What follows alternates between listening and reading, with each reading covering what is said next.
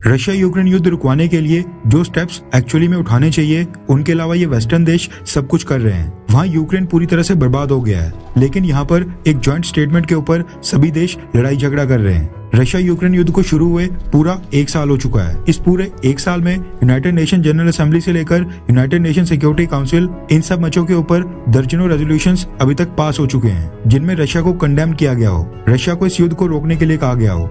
और ऐसा नहीं है कि ये रेजोल्यूशन फेल हुए हैं, सब के सब बहुत ही बड़े मार्जिन से पास हुए हैं। यूएन सिक्योरिटी काउंसिल वाले रेजोल्यूशंस तो फेल हुए हैं, क्योंकि वहाँ पर रशिया अपने खिलाफ हर एक रेजोल्यूशन को वीटो कर देता है। लेकिन यूएन जनरल असेंबली में भी जो रेजोल्यूशन पास किए गए हैं, उनसे भी अभी तक कोई फर्क नहीं पड़ा है। रशिया के ऊपर प्रेशर डालने की कोशिश ये वेस्टर्न देश लगातार कर रहे हैं, लेकिन सामने से रशिया प्रेशर फील ही नहीं कर रहा है और ना ही ये युद्ध रोक रहा है। ऐसे में ये सोचने वाली बात है कि जब एक स्टेटमेंट से या यूएन में वोटिंग से एक्चुअल में फर्क कोई पड़ता नहीं है, रशिया के ऊपर कोई असर होता नहीं है, तो भारत के सामने ऐसी डिमांड्स रखनी ही क्यों जिसका कोई आउटकम निकले ही ना। इस समय अकेला भारत इस पोजीशन में है कि जो रशिया यूक्रेन युद्ध को रुकवाने के लिए दोनों देशों के रूप में, यानी दोनों देशों के बीच में एक ब्रिज का काम कर सकता है। लेकिन अमेरिका समेत सभी वेस्टर्न देश लगातार कोशिश कर रहे हैं कि भारत भी इनकी तरह रशिया के साथ अपने टाइज को खत्म कर दे और ओपनली रशिया के अगेंस्ट मोर्चा खोल दे। भारत में G20 की मीटिंग स्टार्ट होने से पहले किसी ने सोचा नहीं होगा कि फ्रांस भी रशिया यूक्रेन युद्ध के मसले पर भारत के सामने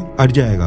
रेफरेंस के लिए आपकी स्क्रीन के ऊपर रॉयटर्स के आर्टिकल का स्क्रीनशॉट है, जिसके मुताबिक फ्रांस का कहना है कि भारत में G20 की जो भी मीटिंग्स हो रही हैं, उसमें फ्रांस किसी भी जॉइंट कम्युनिके के ऊपर तब तक साइन नहीं करेगा जब तक उसमें रशिया यूक्रेन युद्ध को स्ट्रांगली कंडेम नहीं किया जाएगा। यानी जब तक उसमें रशिया की तीखी आलोचना नहीं होगी, तब तक फ्रांस उसके ऊपर साइन करेगा ही नहीं। फ्रांस का कहना है कि उनको भारत के ऊपर विश्वास है कि भारत एक स्ट्रांग कम्युनिके लेकर आएगा और वो खुश हैं कि भारत ड्राइविंग सीट के ऊपर है, यानी भारत G20 का प्रेसिडेंट है। फ्रांस के फाइनेंस मिनिस्टर ब्रूनो ली मैरे ने भारत आकर ये स्टेटमेंट जारी की है और आगे कहा कि रशिया के ऊपर सैंक्शंस लगाना ही एकमात्र तरीका है जो इफेक्टिव होगा और एफिशिएंट भी। इसका मतलब है कि 1 से 2 मार्च के बीच G20 देशों के विदेश मंत्रियों की न्यू दिल्ली में जो मीटिंग होनी है, वो भी बिना जॉइंट स्टेटमेंट के ही खत्म होगी। क्योंकि अगर फाइनेंस मिनिस्टर्स की मीटिंग का ये हाल है, तो फिर फ्रांस, अमेरिका, ब्रिटेन, जर्मनी, इन सभी वेस्टर्न देशों के विदेश मंत्री भी जॉइंट स्टेटमेंट में रशिया को कंडेम करने की मांग करेंगे और रशिया